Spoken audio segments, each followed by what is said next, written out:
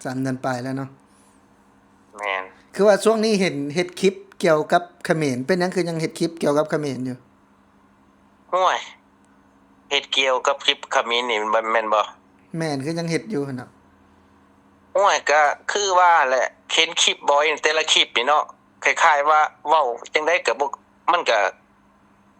เว้าบิดเบือนนะเห็นคลิปบ่อยแต่ละคลิปเว้าเด็กแดนใส่ประเทศไทยนะใส่ร้ายประเทศไทยเนี่ยความจริงบ่แม่นความจริงบอยก็พูดได้ทุกคลิปทุกคำว่าใส่ร้ายประเทศไทยนะก็เลยว่าโอ้มั่นใจนะอ๋อก็เลยว่าสวัสดีครับพี่ๆทุกคนครับวันนี้ครับบ่าวยอดจะโทรคุยนะครับสัมภาษณ์กับเพื่อนคนหนึ่งครับที่เคยอยู่ประเทศไทยนะครับแต่ว่าตอนนี้นะครับไปทำงานที่ประเทศเกาหลีนะครับได้ประมาณ 3-4 เดือนแล้วนะครับนะก็ถือว่าไปทำงานที่ดีขึ้นนะครับแต่นะครับสิ่งที่สำคัญคือเขาไปนะครับไปทำงานที่ประเทศเกาหลีนะครับ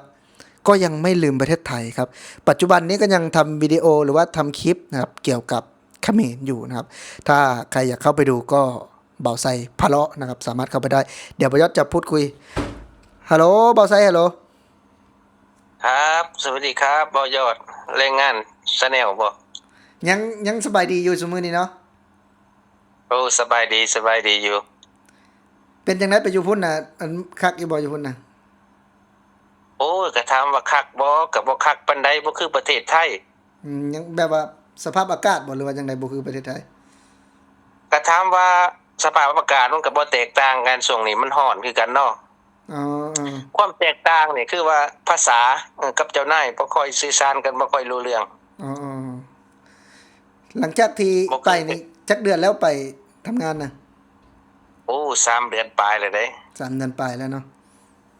แม่นคือว่าช่วงนี้เห็นเฮ็ดคลิปเกี่ยวกับเขมรเป็นหยังคือยังเฮ็ดคลิปเกี่ยวกับเขมรอยู่ห้วยเฮ็ดเกี่ยวกับคลิปเขมรนี่มันแม่นบ่ แม่นคือยังเฮ็ดอยู่หั่นน่ะโอ้ยก็คือว่าแหละเห็นคลิปบ่อยแต่ละคลิปนี่เนาะคล้ายๆว่าเว้าจังได๋ก็บ่มันก็เว้าบิดเบือนนะเห็นคลิปบ่อยแต่ละคลิปเว้าเด็กแดนใส่ประเทศไทยนะใส่ร้ายประเทศไทยเนี่ยความจริงบ่แม่นความจริงบอยก็พูดได้ทุกคลิปทุกคำว่าใส่ร้ายประเทศไทยนะก็เลยว่าโอ้มั่นใจนะอ๋อก็เลยว่าก็จักสิว่าจังได๋เนาะเห็นแบบว่าคล้ายๆว่าบ่ใช่ก็อยู่ประเทศไทยเกือบ10 ปีแม่นบ่ อืมก็เลยว่าเห็นบอยดูถูกประเทศไทยก็บ่ใช่ก็ว่าทำไมคือบอยรังเกียจแต่ประเทศไทยอะนะเป็นหยังคือใส่ร้ายแต่ประเทศไทยทุกอย่างที่ว่าไทยก๊อบปี้ก่อนลูกพี่ก๊อบปี้ก่อน ๆก็คือความหมายก็คือแบบว่าไปอยู่พุ่นเนาะไปอยู่พุ่นโดนไปอยู่พุ่นก็ยังหัวใจก็ยังฮักประเทศไทยคือเก่าว่าซั่นซะเนาะแม่นก็ฮักประเทศไทยบ่ลืมประเทศไทยเนาะบ่ใช่เห็นคลิปหลายคลิปที่บ่บอยหรือบอยเขมรทำคลิปประมาณเนาะใส่ร้ายแต่ประเทศไทยบ่ใช่ก็เลยมั่นใจนะว่าอืง่ายๆมั่นใจแทนมประเทศไทยมันใช้แทนคนไทยว่าซั่นซะเนาะอืม เป็นตัวแทนคนไทยผู้หนึ่งเนาะว่าคือบ่ใช่นี่อยากให้อยากตอบโต้แทนคนไทยว่าง่ายเนาะว่าเป็นหยังบ่คือใส่ร้ายแต่ประเทศไทยทั้งที่ประเทศไทยคือเรื่องปิดด่านเปิดด่านเนี่ยเนาะประเทศไทยเขาบ่ได้เดือดร้อนนะแต่บอยเขมรเนี่ยเป็นคนที่เดือดร้อนเองอะนะอ๋อเนาะส่วนหลายสินค้าที่นำเข้าก็เป็นประเทศเขมรเนาะนำเข้าจากประเทศไทยเนาะส่วนหลายเนาะ โอ้ยจะไปเชื่อบอยเด็ดขาดหรือว่าของเขมรมาไทยนี่ เอของอของเขมรมาไทยยังบ่มีเนาะบ่มีแน่นอนขนาดบอยยังข้ามไปซื้อของอยู่ลาวเลยของไทยน่ะ อืมเพื่อจะไปขายนำเข้าขายอยู่ประเทศตัวเองน่ะยังแอบไปซื้อของในประเทศลาวเลยบอยน่ะอืมก็คือไปอยู่พุ่นนี่ก็ถือว่าเงินเดือนก็ได้หลายขึ้นเนาะไปอยู่ที่เกาหลีเนาะโอ้หลายอยู่เนาะก็แต่ว่าถามว่าได้หลายบ่แต่ครองชีพก็แพงอยู่นี่ของแพงหลายอยู่เกาหลีอันนั้นแหละเงินเดือนได้หลายขึ้นแต่ว่าด้วยความมีจิตสำนึกเนาะก็เคยทำมาหากินในประเทศไทยอะนะก็ยังมักฮักประเทศไทยคือเก่าเนาะแล้วก็ยังเฮ็ดคลิปแม่นว่าซั่นซะเฮ็ดคลิปเกี่ยวกับการตอบโต้ทางเขมรเนี่ยปกติก็ไปอยู่พุ่นก็ถือว่าเฮาก็บ่ได้รับค่าแรงจากนายจ้างไทยเด้แต่ก็ยังสแม่นนับสนุนคนไทยคือเก่าเนาะ แม่นยังฮักประเทศไทยคือเก่าเนาะคือบ่ใช่นี่คือมาว่าจะกลับจากเกาหลีอีก 2-3 เดือนนี่บ่ใช่ก็ยังสิกลับไปอยู่ประเทศไทยอีกเด้ยังบ่ลืมยังสิมาอีกอยู่ยังสิไปเฮ็ดงานอยู่ประเทศไทยคือเก่ากลับไปจากเกาหลี2 เดือนนี่อ๋ออีก2 เดือนนี่สิมาประเทศไทยแม่นบ่ใช่ก็สิอ๋อไปอยู่ประเทศไทยคือเก่าแล้วเพิ่นอันนั้นบ่ได้ต่อเฮ็ดเวียกอยู่เกาหลีแล้วสิมาเฮ็ดประเทศไทยบัดนี้ก็สิคือว่ามาเกาหลีนี่เฮามาตามฤดูกาลแม่นบ่ปลูกแตงมันระยะสั้นนะอ๋อ5เดือนหรือ6 เดือนนี่ก็เบิดแล้วนะ อืมมาในน้ำอีเป็ดนี่ก็งานตามฤดูกาลคือเบิดแล้วก็เฮาก็ต้องกลับบ้านนะ อืมเพราะว่าเห็นช่วงหนึงคือว่าหยุดทำคลิปแล้วนะระยะเดือนนี้มาก็โอ้เห็นยลงบ่อยขึ้นแล้วก็เว้าเกี่ยวกับเขมรเป็นจุดประสงค์ที่อยากเฮ็ดเกี่ยวกับเขมรมันเป็นจั่งใดคือว่าไปอยู่เกาหลีก็ถือว่าเงินเดือนก็สูงขึ้นแล้วถือว่ามีรายได้ที่มั่นคงแล้วนะหลายคนก็ว่าโอ๊ยคนลาวนี่แบบว่าบ่ได้ฮักประเทศไทยจริงได้หลายคนก็อาจจะมีอยู่เว้าเนาะแต่ว่าพอเห็นบ่าวไซนี่คนนี้แหละที่ฮักประเทศลาวอีก1คนเนาะเพราะว่าที่ฮักประเทศไทยอีก1คนเพราะว่าไปอยู่ถึงประเทศเกาหลีว่าซั่นซะเงินเดือนก็เนาะเว้าตามตรงเลยว่าแต่ละเดือนก็ถือว่า40,000กว่าบาทขึ้นเนาะแม่นบ่40,000เกือบ50,000แต่ละเดือนเนาะได้ทุกเดือนว่าซั่นซะ แม่นอืมถือว่าถามว่าเงินจากยูทูบจากอากาศนี่มันก็เดือนละร้อยเนาะถ้าเปรียบเทียบอะนะมันก็ยังแทบจะบ่ได้ด้วยซ้ำเนาะเดือนละ100เหรียญนะแม่นเดือนละ2-3,000แม่นบาทนี่คือบ่าวไซนี่อาจจะบ่ได้ด้วยซ้ำเนาะบ่าวไซเนาะแม่นแต่ก็ยังเฮ็ดเนาะเฮ็ดความดีเพื่อแบบว่าเพราะว่าเคยมาอาศัยนะเคยมาอยู่ประเทศไทยก็เลยแบบว่าหนึ่งก็อาจจะเป็นรายได้เสริมมาแหละแต่ว่าถ้าเฮาบ่เฮ็ดคลิปนี่ถามว่าเฮาสิเดือดร้อนบ่ค่อยเชื่อว่าบ่าวไซเนาะบ่ได้เดือดร้อนแต่ความที่คนเฮามันมีจิตสำนึกเนาะมันมีสิ่งที่ผูกพันเนาะเกี่ยวกับนายจ้างไทยขนาดบ่าวไซนี่ไปอยู่พุ่นก็ยังคิดฮอดนายจ้างไทยอยู่เนาะไปอยู่เกาหลีเนาะ โอ้แม่นก็ยังจะกลับไปประเทศไทยจักไปหาเจ้านายอยู่คนไทยคือเก่าหั่นละสมมุติว่าบัดมาประเทศไทยเนี่ยยังสิมาประเทศไทยอีกบ่หรือว่ากลับลาวเลยบัดนี้แม่นกลับลาวบินบินจากเกาหลีก็จิบินตรงมาไทยเลยนะสิลงเสียมาลงดอนเมืองนี่บ่ไปลงไกลๆค่อยนี่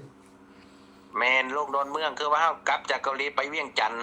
บ่ใช่ก็สิจองตั๋วบินตรงมาประเทศไทยเลย อ๋อสมมุติว่าเจ้านี่เจ้าสิมันสิได้ไปลงเวียงจันทน์ก่อนบ่แล้วก็สิบินตรงมาแม่นอ๋อเฮาต้องไปประทับตาก่อนเฮาต้องไปรายงานก่อนเนาะว่าเฮากลับจากเกาหลีแล้วประมาณนี้นะอ๋อต้องไปรายงานอยู่สปปลาวก่อนแม่นต้องเข้าบริษัทก่อนอืมก็คือแล้วสิบินมาไทยบัดนี้ก็เลยจะบ่าวไส้เครียดหนี้เครียดสินแล้ว เพราะว่าบ่าวไส้กู้เงินเนาะแบบว่าเอาใบที่หน้าไปจำนองอยู่ธนาคารลาวบ่าวไส้ก็ต้องไปเคลียร์หนี้อยู่พุ่นจังได้เอาใบตะดินคืนมานะเคลีต้องยร์หนี้ต้องเสร็จบ่าวไส้ก็สิต้องเอาใบใต้ดินบินไปกลับมาไปไทยจำนองอีกบ่อาจารย์แม่นอืเอาไปมจำนองเด้เพราะว่าเฮาบ่มีเงินสดสมมุติว่านี่สมมุติว่าเฮา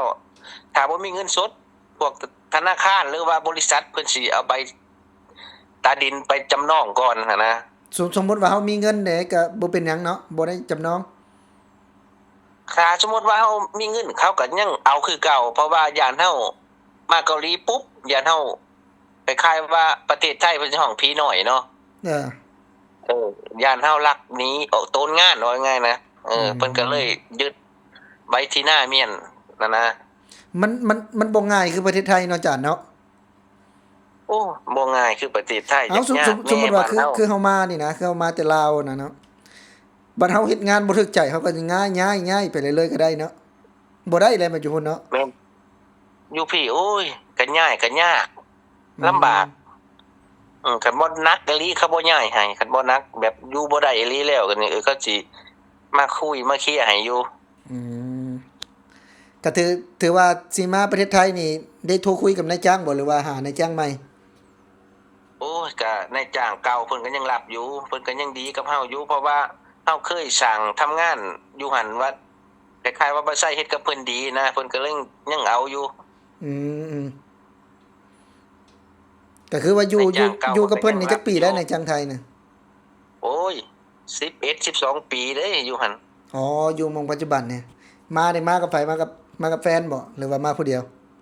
ผู้เดียวโอ้เฮ็ดงานอยู่หั่นผู้เดียว11ปีอืมยังโสดอยู่เดี๋ยวนี้ก็ได้เนาะ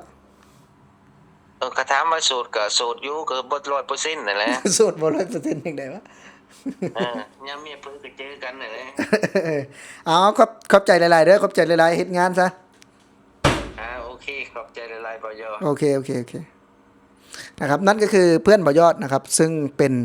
แรงงานลาวนะครับที่เคยมาทำงานในประเทศไทยนะครับแล้วปัจจุบันนี้ก็คือ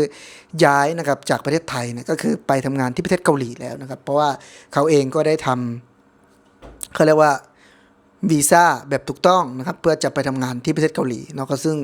ใช้โฉนดที่ดินอะไรต่างๆเนาะก็ซึ่งใช้เงินไปหมดประมาณ 80,000 บาทนะซึ่งไปทำงานนะครับเป็น